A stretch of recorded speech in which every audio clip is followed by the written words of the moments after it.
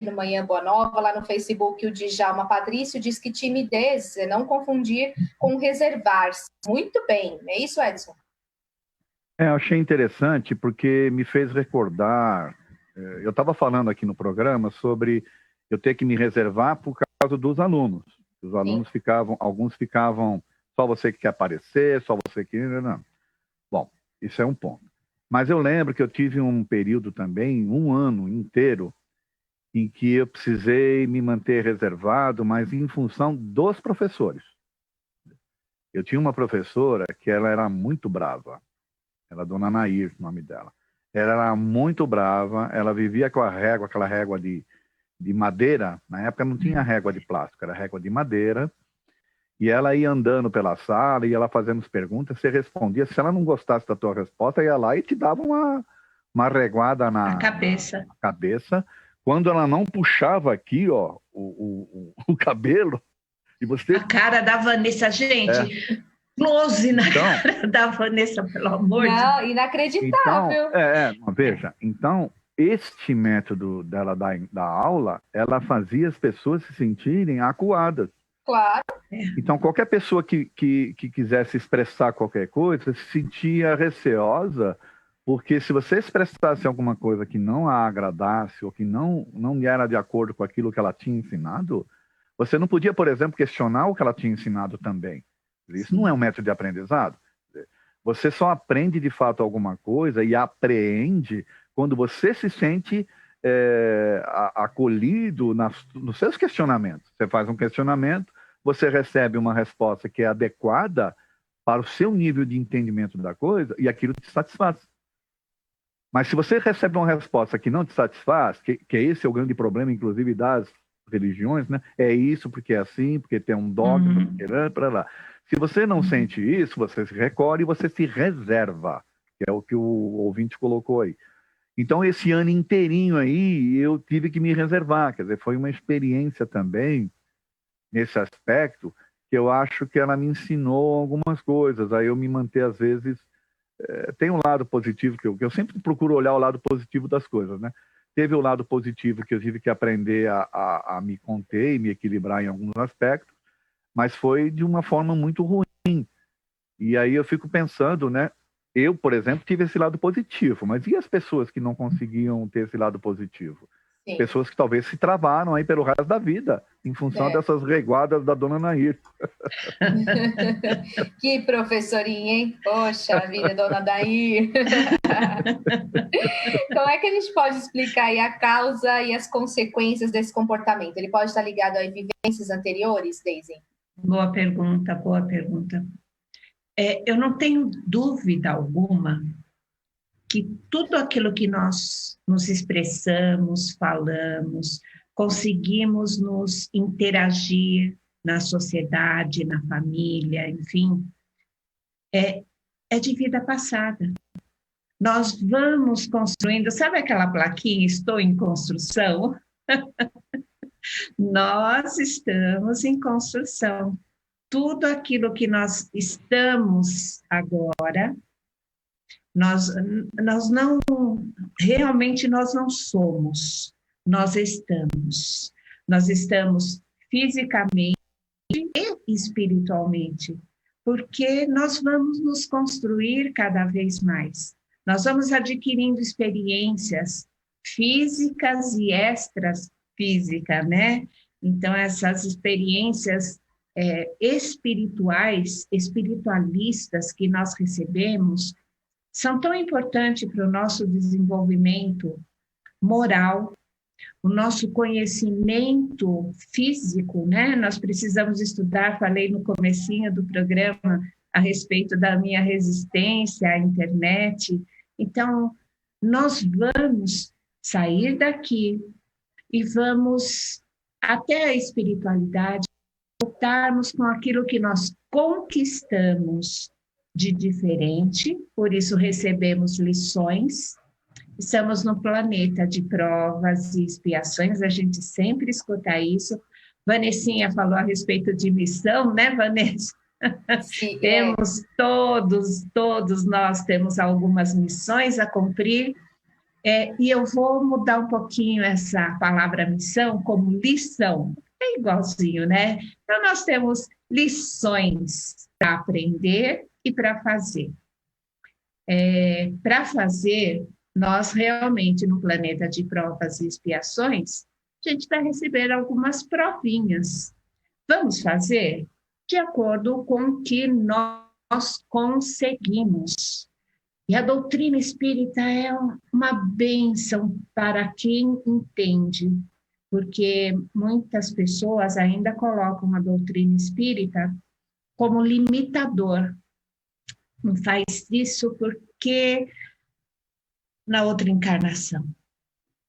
Não, nós precisamos realmente aprender. E para aprender e aprender, como falou o Nelson, Edson, pelo amor de Deus, eu li Nelson aqui, é que eu estava vendo outra coisa, você vê? Que o Nelson é meu mentor. Você também tem um mentor chamado Nelson, né? Eu tenho um supervisor chamado Nelson. Pronto. Ele mandou uma mensagem aqui, depois... Ai, meu Deus. Então, nós temos lições, então, provas e expiações. Porque nós estamos aqui hoje para nós fazermos a nossa lição de casa. Essa lição de casa vai ser feita com ou sem emoção. Quando a gente vai encarnar aqui, a espiritualidade fala assim, com ou sem emoção? Então, se a gente quer com emoção, manda um monte de prova, deixa que eu faço. Então, se a gente está com um monte de prova e deixa que eu faço, é porque nós combinamos que nós vamos fazer. A doutrina dos espíritas fala assim, você faz na medida que você consegue. O que nós não conseguimos fazer nessa, realmente nós vamos fazer em outra. Mas nós temos que aproveitar o máximo possível dessa encarnação, porque a gente não sabe aonde vai estar em outra. E nós estamos aqui nesse planeta, aqui, às vezes, de vez em quando a gente briga, xinga, mas ele está se renovando visivelmente. As pessoas estão enxergando os invisíveis, que o André falou no começo. Um bom dia para aquela pessoa que você vê que está na rua, já você enxergou aquela pessoa, você deu dignidade àquela pessoa. Nossa, a gente tem muita coisa para fazer, né? E a doutrina ensina que nós vamos fazer devagar e sempre. É uma marcha que nós vamos fazer de acordo com a nossa... Nós calçamos um sapatinho e esse sapatinho é só nosso. Então, não adianta vir com sapatinhos alheios. Nós temos o nosso, compreendendo muito bem aonde que a gente tem que pisar e o sapatinho que a gente está vestindo agora, a gente vai longe. É de vivências anteriores, Edson? Eu acho que sim, e só que tem um detalhe, né? Quando você começa a se inserir no estudo da doutrina, você tem essa compreensão de que você teve várias experiências e que agora você está tendo uma oportunidade para ter uma experiência diferenciada, né? E ter novos aprendizados e até de resgatar coisas e refazer coisas que não deram muito certo em você, por exemplo, nas suas relações, no seu desenvolvimento espiritual, como bem colocou a Daisy. Aí é um momento de você fazer o uso da reflexão doutrinária, de falar, bom, se é isso, então eu preciso aprender a me ver, a me conhecer de fato, para saber o que é que eu preciso trabalhar, mas sem se forçar. Então, não adianta você querer, por exemplo, se você tem essa coisa da timidez por uma questão anterior, vai saber, né? Não adianta também você se forçar se você não tiver condições. Você tem que estar indo num limite que seja adequado e num limite que seja prazeroso você fazer, e não constrangedor, e não, né, que você faça forçado. Porque a pior coisa que tem é alguém fazer alguma coisa forçada. Então, vou tentar explicar melhor. Imagine você que eu chegue para alguém lá na instituição falando assim, olha, você vai fazer a palestra semana que vem. Não, mas eu não estou preparado. Você é que vai fazer. Te vira. Aí a pessoa, ela vai Tem que se virar. E ela está se sentindo travada, o que ela vai fazer? Ela vai decorar uma palestra. Decorar. E aí, na hora que ela for fazer a palestra, essa palestra, para as pessoas que estão ouvindo, vai soar meio que falsa, meio que sem... Pode até ter conteúdo, só que a pessoa não está... como ela não está se sentindo inserida naquele contexto, como não é uma coisa prazerosa para ela, como ela não se sente à vontade com aquilo, ela vai passar as coisas de forma mecânica. Superficial. Porque, na verdade, quando você se expressa, antes das palavras, tem a energia, tem o sentir.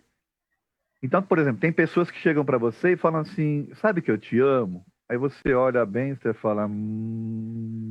Ou não. você fala, ou...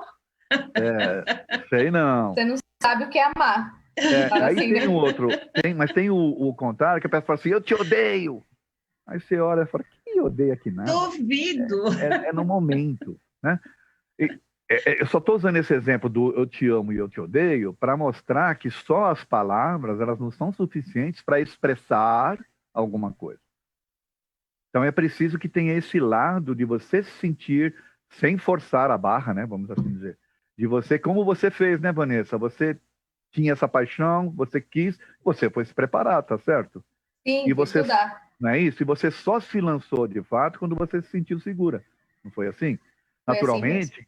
Naturalmente que a gente tem que enfrentar alguns desafios, mas quando eu falo em enfrentar desafios, esses desafios eles têm que ser equilibrados, eles não podem ser algo que te force e que te traga mais trauma.